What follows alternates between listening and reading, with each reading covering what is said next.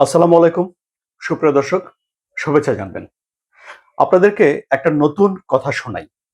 Iran যুদ্ধে জয় হয়েছে আসলে চীনের। অবাক হচ্ছেন যে ভুল বলছি কিনা? না, ভুল বলছি না। যুদ্ধটা হয়েছে ইরানের সঙ্গে যুক্তরাষ্ট্র এবং ইসরায়েলের। তাহলে জয় পরাজয় তো এই তিন দেশের মধ্যে ভাগ করে হওয়ার কথা। হয় ইরান জয়লাভ করবে, না হয় যুক্তরাষ্ট্র ইসরায়েল জয়লাভ করবে, না হয় শুধু যুক্তরাষ্ট্র জয়লাভ করবে ইসরায়েল হারবে, অথবা ইসরায়েল জয়লাভ করবে সম্মিলিতভাবে যুক্তরাষ্ট্র এবং ইরান হেরে যাবে। এই যুদ্ধে চায়না তো অংশগ্রহণ করেনি। চায়না কোনো রকম অস্ত্রশস্ত্র নিয়েও আসেনি।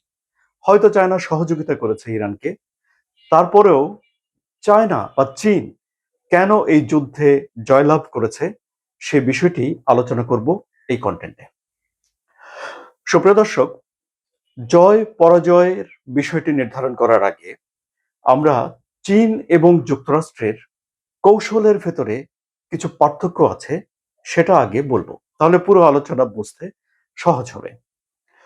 যুক্তরাষ্ট্রের সেনাবাহিনী বিশ্বের সবচেয়ে শক্তিশালী, এটি মার্কিন প্রেসিডেন্ট ডোনাল্ড ট্রাম্প বলেন। তাদের যে সামরিক ইন্ডাস্ট্রি ঈর্ষণীয়, তারা আকাশে অজেয়, এটাও আপনারা জানেন। যদিও তাদের কিছু বিমান ইরান ভেঙে ফেলেছে এই যুদ্ধে। এই যে এত বড় সামরিক শক্তি যুক্তরাষ্ট্র গড়ে তুলেছে, সেটি কি যুদ্ধে জয়লাভ করার জন্যে, নাকি তাদের সমৃদ্ধির জন্য, টাকা আয় করার জন্য? কি কাজে তাদের এই এত শক্তিশালী সেনাবাহিনী কাজে লাগে? এ বিষয়টা আপনারা ভাবুন। আমি এবার আলোচনাতে প্রবেশ করি। যুক্তরাষ্ট্রের পলিসি হলো যে ধর তক্তা মার পেরেক, অর্থাৎ কোথাও প্রবলেম হয়েছে হিট করো, মারো, আরো জোরে আঘাত করো। অর্থাৎ জোর দিয়ে আঘাত করে মোটামুটি সব সমস্যারই সমাধান করে ফেলতে পারে যুক্তরাষ্ট্র, এরকম একটা শক্তিশালী মনোভাব তারা সবসময় পোষণ করে।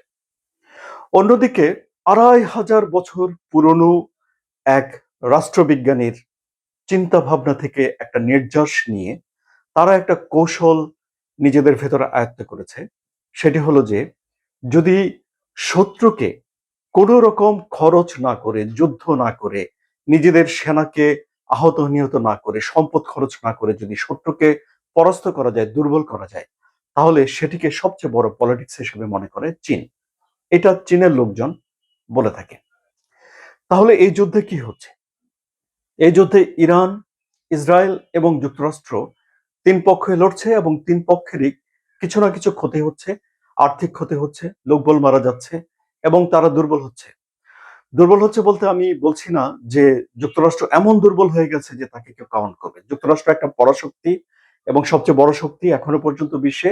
সুতরাং এটি মাথায় রেখেই আমি বলছি যে লড়াই বড় শক্তিকেও ক্ষতির মুখোমুখি করে দুর্বল করে দেয়।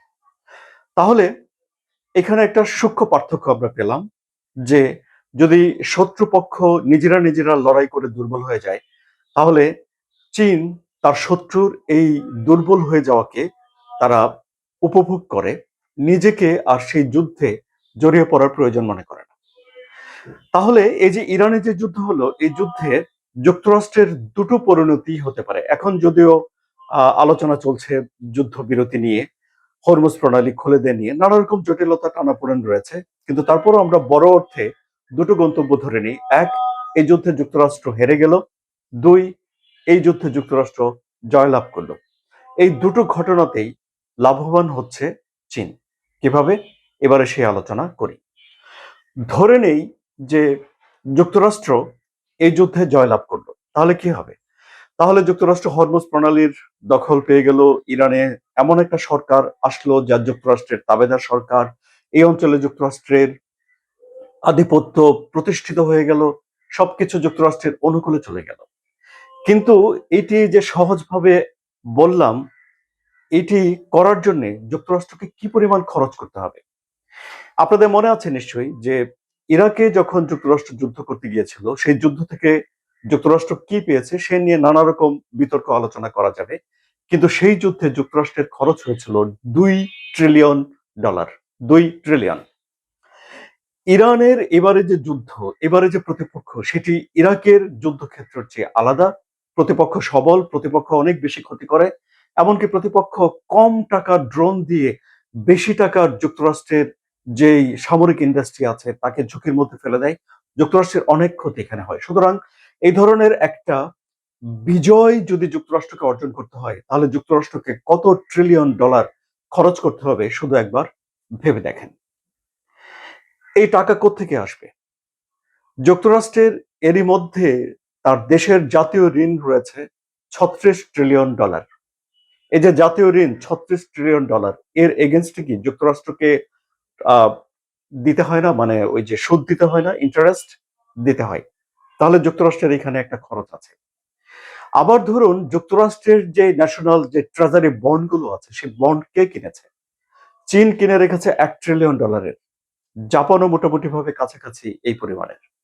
তাহলে যুদ্ধে যদি যুক্তরাষ্ট্রের আরো বেশি পরিমাণে খরচ হতে থাকে, তাহলে সেই যুদ্ধে খরচ মেটানোর জন্য যুক্তরাষ্ট্রের সরকারকে আরো বেশি পরিমাণে ঋণ করতে হবে।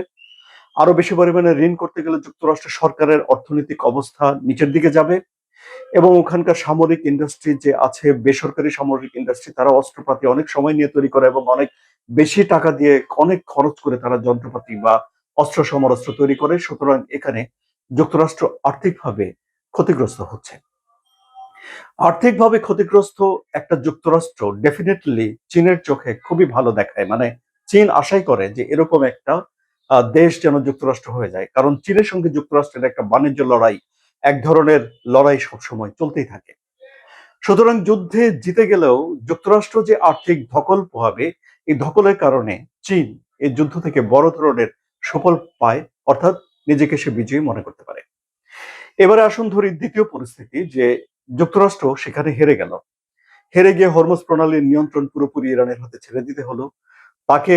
এই যে ইরান যে দাবি করেছে যে যুক্তরাষ্ট্রের কাছ থেকে ঘাঁটি বা সেনাদেরকে সরিয়ে নিয়ে যেতে হবে, এগুলো নিয়ে গেলে যুক্তরাষ্ট্র একটা দুর্বল রাষ্ট্র হয়ে যায় মানে অন্যদের চোখে। তখন যুক্তরাষ্ট্রের মধ্যপ্রাচ্যের যেই প্রতাপ, যে প্রমিস, সেগুলো কি ঠিক থাকে? প্রমিস শব্দটা বলছি আপনাদেরকে সুপ্রিয় দর্শক, এই প্রমিস শব্দটার উপরে যুক্তরাষ্ট্রের একটা অর্থনৈতিক বুনিয়াদ গড়ে উঠেছে, যার শুরু হয়েছিল 1974 সালে। তখন যুক্তরাষ্ট্রের পররাষ্ট্রমন্ত্রী, যুক্তরাষ্ট্রের অর্থমন্ত্রী সৌদি আরবের সঙ্গে একটা চুক্তি করেছিল যে সৌদি আরব শুধুই ডলারে তেল বিক্রি করবে এবং এরপর থেকে এই ডলারের নাম হয়ে গিয়েছিল পেট্রোডলার। বিনিময়ে যুক্তরাষ্ট্র প্রমিস করেছে যে তেলের সরবরাহ নিরবিচ্ছিন্ন রাখবে, সৌদি আরবের যে রাজাদের শাসন ক্ষমতা রয়েছে সেগুলো নিরঙ্কুশ থাকবে, সৌদি আরবকে যুক্তরাষ্ট্র সহযোগিতা করবে। তাহলে এই যে 74 সালের পর থেকে এই যে তেল বিক্রি শুরু হলো শুধুই ডলারে, যে কারণে তেল ছাড়া তো পৃথিবীর কোনো দেশ চলতে পারে না, বিশ্বের সব দেশকে তেল কিনতে হয়, জ্বালানি তেল। এখন জ্বালানি তেল কেনার জন্য তাহলে ডলার লাগে। সুতরাং সব দেশ ডলার রিজার্ভ করা শুরু করে, কারণ ডলার তাদের লাগবেই। তাহলে সব দেশের কাছে যখন ডলারের ডিমান্ড এত বেশি থাকে, তখন সেই ডলার একটা দারুণ বিষয় হয়ে ওঠে এবং সেই ডলার অর্থাৎ পেট্রো ডলার যুক্তরাষ্ট্রকে অনেক বেশি শক্তিশালী করে তোলে। কিন্তু এই যে বিশ্বের 20% তেল হরমুজ প্রণালী দিয়ে পরিবাহিত হয়, যাতায়াত করা হয়, এই তেলের অবাধ প্রবাহ যদি যুক্তরাষ্ট্র নিশ্চিত করতে না পারে, এর নিয়ন্ত্রণ যদি যুক্তরাষ্ট্রের হাতে না থাকে, তাহলে যুক্তরাষ্ট্রের টাকা দিয়ে কি লোকজন এই তেল কিনতে যাবে? এখানে দুটো বিষয়। একটি বিষয় হলো যে চীন অনেকদিন ধরে চেষ্টা করছে যে তারা একটা পেট্রো ইউয়ান চালু করার জন্য, যারা তেল বিক্রি করে তাদের কাছে চীন যাচ্ছে এবং তারা বোঝানোর চেষ্টা করছে যে ডলারের পরিবর্তে যেন তাদের মুদ্রায় পেট্রো ইউয়ান দিয়ে যেন তেল বিক্রি করা হয়। এখন আবার ধরুন ইরান বলছে যে হরমুজ প্রণালী দিয়ে যে জাহাজগুলো আসা যাওয়া করবে, তারা ইরানের জাতীয় মুদ্রায় সেখানে পে করবে। এখন যদি সেখানে ইউয়ানও চলে, অর্থাৎ ইউয়ান, পেট্রো ইউয়ান চালু করে দেয় ইরান, তাহলে সেটি তো যুক্তরাষ্ট্রের অর্থনীতিকে, যে ডলারের উপরে বেস করে গড়ে তোলা অর্থনীতি আছে, সেই অর্থনীতিতে একটা বড় ধরনের আঘাত আসে। সুতরাং দেখা যাচ্ছে যে এই যুদ্ধটাতে যুক্তরাষ্ট্রের জয় এবং যুক্তরাষ্ট্রের পরাজয় দুই জায়গা থেকেই সমানভাবে মুনাফা যাচ্ছে চীনের ঘরে। এভাবে যদি ভাবা হয়, তাহলে দেখা যাচ্ছে যে এই যুদ্ধে আসলে চীন একটা জয়ী পক্ষ, এই যুদ্ধে অংশগ্রহণ না করেও। আলোচনা কেমন লাগলো? যদি ভালো লাগে তাহলে সাবস্ক্রাইব করে চ্যানেলের সঙ্গে থাকুন। ধন্যবাদ সবাইকে।